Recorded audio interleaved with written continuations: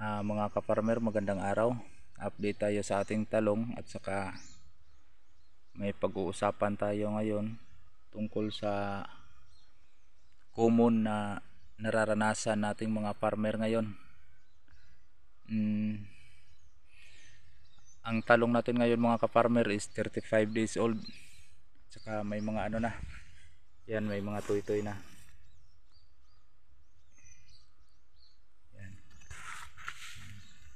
Yan, bawat isa nasa Y. Tapos nag-Y pruning tayo mga ka-farmer. Hindi na natin tatanggalin tong unang bunga kasi mabilis na to maglago sa itaas dahil naalis na natin yung mga sanga dito sa ibaba kasi nag-Y pruning nga tayo. So kung titingnan nyo, yan, di pa siya kakaano pa lang, tapos pa lang ng kanyang pollination. Bali ano na to, matutuloy na to siya, pero sa ibabaw marami ng sanga yan. Bawat sanga may mga dala ng malago na. Saka itong calyx to, cluster to siya mga ka-farmer. Yung pagbubunga niya ganyan siya, clustering kasi to. Upo muna tayo ngayon. Mag-aabuno tayo mamayang gabi na, yung makapagpahinga na yung tanim, at saka araw-araw tayo nagdidilig nito. Pagkatapos natin mag-abuno mamaya, dilig na naman kasi dapat araw-araw ang dilig dahil walang ulan, 2 linggo na. At mga ka-farmer,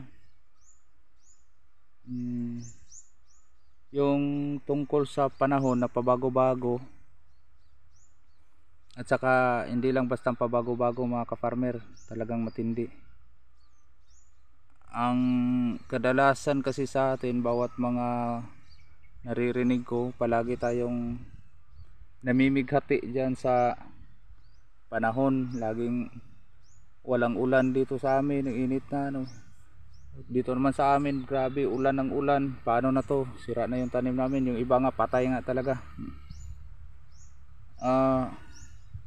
Ang maipapayo ko lang sa ganitong mga sitwasyon mga ka-farmer, bilang farmer tayo, kanya-kanya naman tayo ng kanya-kanya naman tayong parang capability kung paano mag-adjust or paano mag-handle sa ganitong sitwasyon. Ang sa akin lang mga ka-farmer, huwag na kayong mamimighati. Bali tayo yung mag-a-adjust, hindi yung panahon. Halimbawa walang ulan, wag mo nang problemahin. Bali alisin niyo yung magbibigay sa inyo ng stress sa sarili niyo, kasi kung kung puproblemahin natin, walang magagawa. Ang magagawa lang natin is mas mainam, understood, walang ulan, so gagawin natin, magdidilig. Ganon lang, magdidilig. Tapos kung wala namang patubig, yun lang. Kung walang patubig sa lugar nyo, yun talaga ang problema. So move on, hayaan lang, antayin kung kailan uulan, ganon na lang. Wala tayong magagawa dyan, kasi kung rereklamo tayo ng rereklamo, walang maitulong yan, kundi stress lang sa sarili natin yan. Kaya sa atin bilang farmer, tayo yung mag-a-adjust, kaysa sa pag once kasi na damdamin natin yun, parang yun nga ang term ko, na namimighati tayo sa panahon na ganyan, walang maitulong yan kundi stress lang sa sarili natin. Magiging kampante lang tayo kung tatanggapin kung anumang sitwasyon. Gaya nito, init talaga, hangin. Kung reklamo tayo ng reklamo, wala namang maitulong yan adjust na lang tayo, magdidilig, sisikapin na lang magdidilig araw-araw. Kaya ito, yung tanim natin nagsusurvive kahit nung pagkatapos ng bagyo, hindi na talaga inulan dito, at saka matindi pa hangin. Saka yung sobrang yung init talaga, grabe. Grabe talaga yung init. Sobrang sakit. Pero kung magrereklamo tayo, kung dadamdamin natin yun, wala namang maitulong yan eh. Walang maidulot. Intindihin na lang natin na ganoon talaga yung panahon. Tayo yung mag-a-adjust. At saka kung ano lang talaga, hydration ng tanim nyo, kung i-hydrate lang talaga natin, malaking chance na magsusurvive. Kaya gaya nito, nagsusurvive. Kasi experience ko nung doon sa Middle East, kasi mas mainit sila doon eh. Mas matindi talaga kasi nasa kadalasan init doon 39, 40, 42 ganon. Pero ba't nagsusurvive yung mga tanim? Ang tataba pa. Doon nga ako nakakakita ng alugbate. Alugbate na 2 pirasong dahon, pwede isang lutuan mo na. Grabe ang lapad, grabe yung laki. So ang ginagawa nila doon, ano lang, patubig ng patubig. Kasi pag magkukulang sa tubig, diyan talaga bibigay yung tanim nyo, magiging stunted. Dito nga may mga bansot nga dito eh, marami-rami yung bansot dito doon sa unahan. Kasi yun nga, sobrang init, tindi yung init. Tapos pag sobra naman ang ulan, dapat yung area nyo rin, yung landscape ng lupa nyo, dapat naka-ready talaga yan, lalo na sa mga lowland. Pag highland, walang problema, kahit araw-araw ulan, walang problema yan. Ang kalaban lang dyan is fungus, pero mas mabagal yung development ng fungus sa mga highland kaysa sa lowland pag tag-ulan. Kasi ang fungus kasi mabigat yan, pababa yan siya, lumulutang yan sa hangin. Pag angat niya sa lupa, lulutang sa hangin, dadalhin at dadalhin, ibabagsak yan doon sa mga bababa na lugar. Kaya pabor ang highland kasi less yung risk nila sa fungus, mas mahina ang development sa fungus sa kanila kaysa sa lowland.